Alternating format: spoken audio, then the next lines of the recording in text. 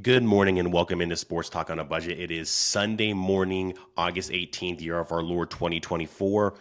Already halfway through the month of August, so you know what that means. We're getting closer to the football season, whether that's college football or pro. But before I get into the topics of the show today, wanted to just remind you, if you like the audio version of this podcast, you can find it basically wherever you like your podcast, whether it be Spotify, Apple Podcasts, Amazon Music, wherever you get your podcast. Or if you prefer the video version, you can find it here on YouTube under Sports Talk on a Budget. Please like and subscribe to the show right down here. Leave a comment if you'd like. Do love some constructive criticism sometimes. But with all that being said, let's go ahead and look at what the topics of the show are going to be today. And as I mentioned in the open, past the middle of August, football season is right around the corner, college and pro. And that is going to be my show today, is going to be my ultimate college football preview. Going to break down some of the top storylines from the offseason, give you my Power 4 now. We're not Power 5 anymore. Rest in peace to the Pac-12, but my Power 4 conference picks, some of the dark horses in those conferences as well. Going to give you my top 5 Heisman contenders for the season. And then I'll finish the show with giving you my my college football playoff field. I'm not going to pick it all the way to a champion. I feel like that's a little bit of a fool's errand to do in the preseason. So just going to give you the top 12 teams. Of course, the top 4 are going to be the highest 4 conference champions. But that is how I will end my show. With all that being said, love this time of year. Can't wait. Let's go ahead and dive into the show. As I mentioned, this is the ultimate college football preview show today. And wanted to get to some of the top storylines from the offseason. Usually when I've done my college football and NFL previews, I do get in the top storylines that kind of start off the show. Sometimes it's a little bit difficult to find some of the top storylines. That is not the case this offseason for college football. This is one of the most anticipated college football seasons of all time, maybe the most anticipated college football season of all time, and that is because of all the changes that are taking place in this season for college football. First of all, realignment is here. We've had realignment for years now, probably going to have it for years going forward. It's stopped for a little bit, but full realignment is here as of right now. Just to kind of go over, if you don't or aren't familiar with some of the new teams and new conferences, we have USC, UCLA, Oregon, and Washington in the Big Ten. We have Oklahoma and Texas in the SEC. Utah, Colorado, Arizona State are now in the Big 12. And then in the ACC, newcomers are Stanford, Cal, and SMU. Yes, we've been over just the craziness of how big and crazy these conferences are now, but that is the realignment. Some of those teams, I think, can go into their new conference and compete for a championship right away. We'll get into that a little bit when I get to my conference picks, but that is how realignment is set. And then another huge thing that's happening this season is the 12-team college football playoff is debuting this year. Your top 4 seeds are going to be the top 4 conference champions. Top 5 conference champions will get an automatic bid into the college football playoff. So you will have a group of 5 team that gets an automatic bid into the college football playoff. 12 teams first round games are 5-12, 6-11, 7-10, and 8-9. Those will be played on the higher seeds home turf. So those will be played on the home field of the higher seeds. So you'll get some home games for the first round of the playoffs. And then as we get into the second, third round, and championship round of the playoffs, those are going to be played at your traditional bowl games, your traditional New Year's Six bowl games. So the Rose Bowl, the Orange Bowl, the Sugar Bowl, the Fiesta Bowl, the Cotton Bowl. Those will all host playoff second, third, and championship round games. And can't wait for this. I think it's well overdue. 12 is a little bit more than I thought they would go to. I thought it'd be more 6 than maybe 8. But to move from 4 to 12, I think is a little bit of a big jump, but still it is going to be huge. Just think of the teams at the end of the year that are going to have a chance to get to the playoff, going to have 20, 25 teams in the last 3-4 weeks of the season that have a realistic opportunity to get themselves in the playoff contention, whether that to be to win their conference or to get in that large bid. So I think this is going to be really exciting. We'll see how it kind of affects the regular season, because that was a lot of the big gripe of some of the people that didn't want the expanded playoff. Is college football has always had the best regular season of any sport out there, college or pro, and you didn't want to affect that by having a larger playoff. But I think it can enhance the regular season at the end of the year, because you will have more teams vying for a playoff spot, where in years past you had 6, maybe 7, maybe 8 teams max from like the last 2 to 3 weeks that really had an opportunity to crack into the top 4. And let's be real, basically by November, most years we knew who most likely was going to be the top four or the top 6 or 7 teams that were going to compete for the top four. Now you're going to have teams that are competing for their conference championship to get that bye, potentially to be the top four conference champion. You're going to have teams that have at-large opportunities that may be out of the race for their conference, but if they can finish the season well, can get an at-large bid and get into the playoff and see if they can make some noise there. So I think it brings in more teams and more opportunities. Yeah, at the end of the day, we may still have the same teams win the championships. It may still be the big boys winning the championships like it's been in the past, whether that's in the BCS or the college football playoff. But still, I still like it. I think it brings more excitement into college football, and not just more excitement in the end of the regular season, but I think the playoff is going to be awesome, especially those first round games are going to be played on campuses. Those are going to be awesome. The bowl sites for the semifinals and quarterfinal games are going to be awesome as well. So I'm really excited for this season, and I really can't wait to get to the playoff, but I can't wait for this regular season to start, because even with the expanded playoff, I still believe college football has the best regular season in all sports. And then just some changes that happened at the end of last year, after the end of last year, is both teams that were in the championship last year, Michigan and Washington, are bringing in new head coaches. Jim Harbaugh went to the NFL. Kalen DeBoer went to Alabama. So now you bring in Sharon Moore, gets elevated at Michigan. You bring in Jed Fish from Arizona to be the head coach at Washington. So your two teams that were the two best teams in all of college football last year are totally new look teams. Michigan, maybe not so much, but still a lot of replacing to do and some rebuilding to do of both universities. We'll see how that plays out. And then final storyline is no Nick Saban. And this is the first time we'll have a college football regular season with no Nick Saban since I think 2008, I want to say, was his first year at Alabama after leaving the Miami Dolphins. So I want to say it's the first since 2008. So we're looking at, what is that, 16 years since Nick Saban has been, and he was only gone to the NFL for about 3 years. So before that, he was with LSU and Michigan State. So Nick Saban has been a part of the college football fabric for a long time now and has dominated, especially in the last 2 decades, has really dominated the sport. Now Kalen DeBoer, as I mentioned before, is taking over at Alabama. It'll be different. We'll still be seeing Nick Saban, at least I will be seeing Nick Saban every Saturday when I watch College Game Day, and I know most of the viewers out there are College Game Day fans as well. So we'll still be seeing Nick Saban every Saturday with the other guys, Kirk, Reese, Pat McAfee, Desmond Howard, and even Lee Corso at 89 on College Game Day Saturday on that set every Saturday. So we'll still be seeing and hearing a lot from Nick Saban. We just won't be seeing him on the sideline for Alabama. Be a little bit weird at first, but I think it's something we can get used to. So those are my top storylines from the college football offseason. Wanted to go ahead and jump into my conference championship picks now. And we'll start in the SEC, and I'm going to list my contenders and dark horses first, and then I'll give you the team I think is going to win the SEC. Contenders for the SEC championship. For me, I think there's 4 top-level contenders for the SEC championship. Of course, that's Georgia. I think Texas, even when they lose a lot on the offensive side and on the defensive line, I still think they're going to be good enough with Quinn Ewers at quarterback. So Georgia, Texas, Alabama. I think Alabama can compete even with losing Nick Saban. You bring back Jalen Milroe. You still have a very talented team. They've had a top 3, I think, recruiting class every year for the last almost decade. So they're still going to have a very talented team. So Alabama's in there. And then Ole Miss.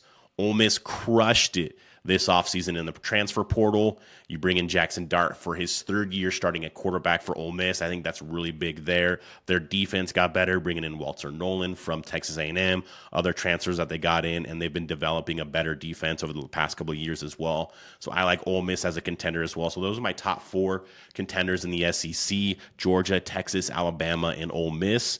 I have 2 dark horse teams that I think can make a run to potentially get to the conference championship game, and maybe even surprise someone there and win the whole conference. And that is Missouri and Tennessee. Missouri, you return your quarterback and your star wide receiver in Luther Burden.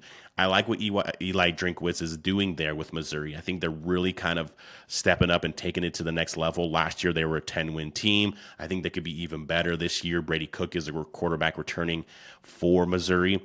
And then Tennessee, you're bringing in Nico Iamaleava at quarterback. He was a 5-star, number 1 overall recruit 2 years ago out of high school. He has a ton of hype around him. You got James Pierce, maybe the best defensive player in the whole country at defensive end for Tennessee. So this team is going to be very good. I think they'll be better on the defensive side. Offense, we'll see. I think Josh Heupel is a genius on the offensive side. You pair him with the talent like Nico Iamaleava. I really think that they could flourish there. I don't know if they can really get to an SEC championship or win it, but they are my dark horse because if things go right, they get Alabama at home. They have to travel to Georgia. They travel to Oklahoma, but still they get some scheduling breaks a little bit there. If they can kind of get hot at the right time, get a couple of upsets with Alabama at home again, that could lead to them getting to an SEC championship game. So those are my 4 contenders and my 2 dark horses. The team that I have winning the SEC is going to surprise a lot of people, I think. And I have the Ole Miss Rebels under Lane Kiffin winning the SEC. If you look at Ole Miss's schedule, they should start off 6-0 fairly easily. They have a very easy non-conference schedule. They get Georgia at home. They miss Alabama. Their toughest game is going to be on the road at LSU. I'm not super high on LSU this year. That's why you didn't hear them as under my contenders or dark horses for the conference. I think LSU will be decent on offense, but still struggle on defense. That's going to be a tough game for Ole Miss because it's always tough to play in LSU, and LSU is going to be coming off a bye that week. But they could probably stumble there and still win out in the conference and get to the conference championship game. And I think they end up playing Texas in the conference championship game and moving on and winning the conference championship there. So a little surprise there. I really like what Lane Kiffin is doing in Oxford with the Ole Miss Rebels there. So I have them winning the SEC. Now we'll move to the Big Ten. In the Big Ten, I have 3 contenders at the top of the Big Ten, and then 3 dark horses in the Big Ten.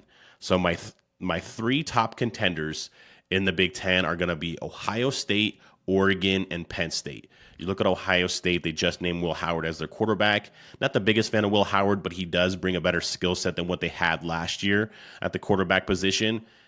You're just studs all over the place. They're going to run the ball and lean on the run game a lot, not just with Will Howard running, but you have the best running back duo in college football in Quinshon Judkins, a transfer from Ole Miss, and Trevion Henderson, who's been there. This is his 3rd year at Ohio State now, so that's going to be big there. You bring back Emeka Egbuka. Jeremiah Smith, the freshman, is expected to step in and make an impact right away. Defensive side, you bring back JT Tuilamoleau. You bring back guys in the secondary. Transfer Caleb Downs from Alabama, one of the best defensive players in the country, transfers in.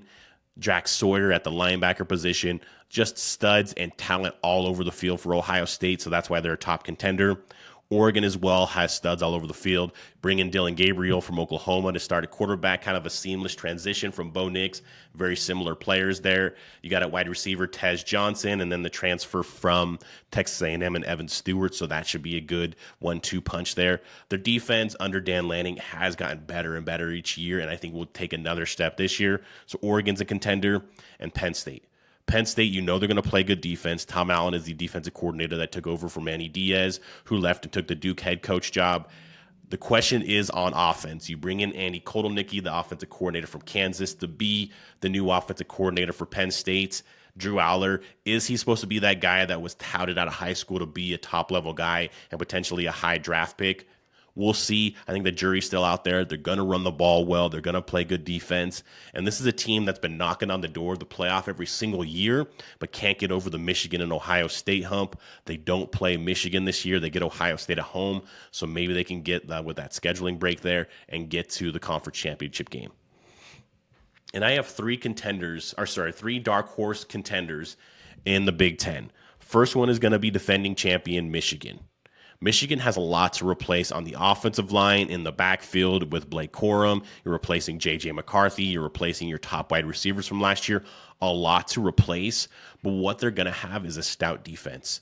You still got 2 great defensive linemen on the front there, and I believe it's Brandon Graham, and I can't remember the other name there, but Mason Graham, and can't remember the other name. You got good players in the secondary, so they're going to be able to play good defense. They're going to run the ball fairly well with Donovan Edwards, who now is the number one back now after being the number two back behind Blake Corum for the last 3 years or 2 years, basically. So you still bring back some talent there.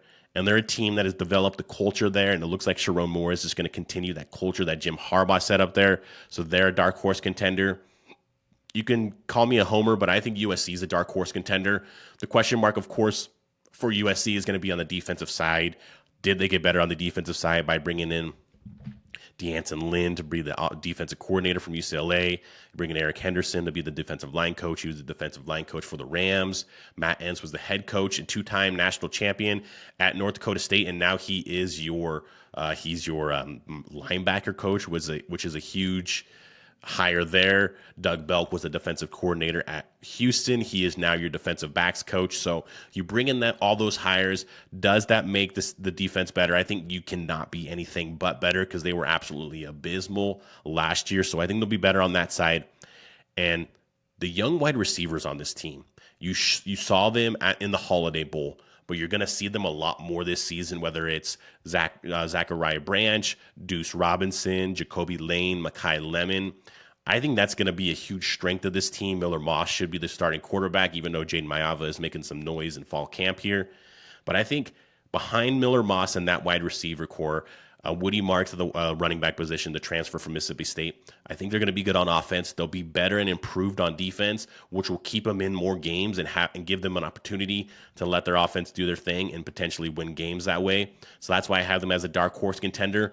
And then we have Iowa. Iowa is basically the inverse of USC. They play great defense but have abysmal offense. New offensive coordinator comes over from the Packers. They're going to play great defense. You know that. They're going to play hardcore football. Is it going to be Caden McNamara at the quarterback position? There's a young quarterback there that could take over the reins there. If they just have competent level offense, just like what USC has competent level defense, this could be a team that can contend for the conference in Iowa. So those are my 3 dark horse contenders. And then I had my 3 overall contenders in the conference. My pick to win the Big Ten Conference, yes, it's not a big surprise. It's Ohio State. Just too much talent there. Jim Harbaugh's out the door, so they should be able to beat Michigan this year. They go to Oregon on October 12th. That's going to be their toughest game. That'll be a big game. They do go to Penn State, so their schedule isn't easy. Go to Penn State, go to Oregon, Michigan at home. But still, I still like this team. Like I said, too much talent. Ryan Day there, Chip Kelly, now the offensive coordinator. I just think they're too good of a team. And then we'll move to the ACC. And the ACC is maybe not as deep of a conference as the other conferences are. I think at least at the top, maybe deeper towards the bottom and in the middle, but at the top, I think it's pretty cut and dry there. My top level contenders, I have 3 in the ACC, and that's Clemson, Florida State, Miami. Clemson, I think this is finally going to be on the full potential of Cade Klubnik. We were told that he was like a high-end recruit coming out of high school, that he was supposed to be kind of the next guy in line after what they've had a quarterback there. And second year, Garrett Riley, so that should be improved there as well. They were not great on the offensive end. Great towards the end of the season. You lose Will Shipley to the NFL, so they'll have to replace him. But you know they're going to play good defense on the defensive side. And Clemson, Miami, I mean, you got to do this now under Mario Cristobal. This is his guys now. This is his 3rd recruiting class in there. So he's got sophomores and juniors that have been in the system for a year or two. So he needs to show that he can win on a high level and not just be kind of a good recruiter, but not a great game day X's and O's coach. And then Florida State's, of course, your defending champion, but not high on DJ Uiagalelei. Obviously, he has experience in the ACC playing there at Clemson and being the starter for 2 years and playing in some roles when Trevor Lawrence had COVID in the 2020 season. But those are my 3 top contenders. I have 2 dark horses in the ACC, and that is going to be NC State with Grayson McCall at quarterback, the transfer from Coastal Carolina. Love what Dave Doran's done there as head coach. And Virginia Tech. Like the direction that they took at the end of last year under Brent Pry, Kyron Drone should be better this year as well. So I like the direction Virginia Tech is heading. But for the ACC conference, my pick will be Clemson. I like Clemson this year. I feel like, yes, they haven't used the transfer portal. Does Dabo Swinney need to adapt to this new age college football? Yes, but I think their team is going to be good enough to win this conference. I really wanted to take Miami, but I'm really kind of still in that see it to believe it stage with Miami. I've seen them play well at times, and I've seen them blow games at times. That Georgia Tech game last year was an absolute Just terrible way to finish a game, but that was more on Cristobal than the actual team. But I still need to see it to believe it. They have a ton of talent. Florida State, like I said, I'm not huge on DJ Uyunglele. They lose a lot of guys on both offense and defense. So I'm going to go with Clemson. I think they have the best all-around team right now. And if Cade Klubnik can be that guy that we thought he was out of high school, they could really take off. And then finally, we'll finish the Power Four conference championship picks with probably the most competitive conference, and that is the Big 12. I have 4 top contenders in the Big 12. We got Utah, Kansas, Kansas State, and Oklahoma State. Utah, of course, they return Cam Rising for like his 15th year. I'm just kidding. It's just like his 7th year, but still. Return Cam Rising. Brant Keithy is back. You know they're going to play good defense under Kyle Whittingham. You know they're going to run the ball well under Kyle Whittingham because that's what they do at Utah. So they're going to be a tough team. I don't think they miss a beat from moving to the Pac-12 to the Big 12 in anything. It might be a more easier path for them than it was in the Pac-12. Kansas, biggest question is Jalen Daniels. If Jalen Daniels can stay healthy throughout the season, this team will compete, in my opinion, for a Big 12 conference championship and a spot in the playoff. That's been a big question mark. He's missed a lot of games over the last couple of years. They don't have Jason Bean to come in, who was probably one of the best backups in the country the last couple of years. So it drops off pretty precipitously after Jalen Daniels. But either way, I like this Kansas team. Kansas State, Chris Kleiman's done a terrific job with this Kansas State job. They get better and better each year. Avery Johnson is the quarterback now. I love the athleticism and the running ability of Avery Johnson. My question mark for him would be, can he develop into a better passer and from within the pocket? Either way, his skill set will work out for the Kansas State Wildcats, and they will be a contender. And then finally, Oklahoma State. I mean, Mike Gundy knows how to get it done. He got it done in this conference when Oklahoma and Texas were there. Now that they're out the door, I think this could be an opportunity for Mike Gundy to kind of take over this conference and see themselves as the top dog in this conference. And you return Ollie Gordon, who was the best running back in the country last year. But not only do you return Ollie Gordon, you return your offensive line, which is probably the most experienced offensive line in the country and probably the favorite right now for the Joe Moore Award as the best offensive line in the country. So I really like what they can do on the offensive side. I think they'll lean on the run game, and that's how they'll win games. And then I do have 3 dark horses because this is a pretty deep conference. 3 dark horses as of right now. Iowa State with Matt Campbell and Rocco Becht at quarterback. Arizona, probably the best wide receiver quarterback tandem in the country with Noah Fafita and Tetairoa McMillan. And then UCF, you bring over KJ Jefferson from Arkansas. He was a 3-year starter there, so he brings over a ton of experience, and he's going into a softer conference, in my opinion, as well. And quietly, UCF has had probably the best recruiting of any Big 12 team over the last 3 years. I think if you look at the aggregate over the last 3 years, pretty much in any site, whether it's 24/7 on 3 Rivals, they've had the best aggregate over those last 3 years as far as recruiting classes. Gus Malzahn has really kind of put his fingerprint on this program. I think they could surprise some teams in the Big 12. But with all that being said, I'm going to go ahead and roll with Oklahoma State as my Big 12 conference champions. Like I said, Mike Gundy knows how to get it done in the Big 12, and now with Oklahoma not there, he could really kind of start to take over. And I just love what they can do on the offensive side. Just lean on that run game with Ollie Gordon and that offensive line. So I'm going to go ahead and roll with Oklahoma State as my Big 12 champion. And then we'll get to my top 5 Heisman contenders. And number 1, I have Dillon Gabriel. Dillon Gabriel is now the quarterback at Oregon, of course, as we mentioned earlier, transfers from Oklahoma. This is almost a seamless transition. His game is very similar to Bo Nix. I don't know if he has the top-end talent of Bo Nix, but very similar, good distributor. He's got Tez Johnson and Evan Stewart on the outside, so he's going to have good weapons to throw the ball to. And Oregon's going to be a high-octane offense all year. At number 2, I have Carson Beck, the quarterback from Georgia. Georgia's schedule is loaded. Unlike the last couple of years where they played a pretty soft schedule, in my opinion, it's loaded. They start off with Clemson. They're on the road at Alabama, at Ole Miss, and at Texas. Then, of course, you have Tennessee at home. You play Florida in the biggest cocktail party of the South. So they're going to be on national TV in big games pretty much week in and week out outside of their cupcake week against whatever FCS opponent they play this year. So Georgia's going to have a lot of big games. Carson Beck's going to have a lot of big moments. And if he can capitalize on those big moments, he can find himself in New York City as a Heisman contender. And number 3 will stay in the SEC at quarterback, and I'm going to move to Ole Miss, my SEC champion as of right now, and I'm going to go with Jackson Dart. Jackson Dart, this is his 3rd year in Lane Kiffin's system at Ole Miss. He's gotten better over the last couple of years. They still have good weapons on the outside that they've brought in from the transfer portal and from recruiting. Still have good weapons at the running back position.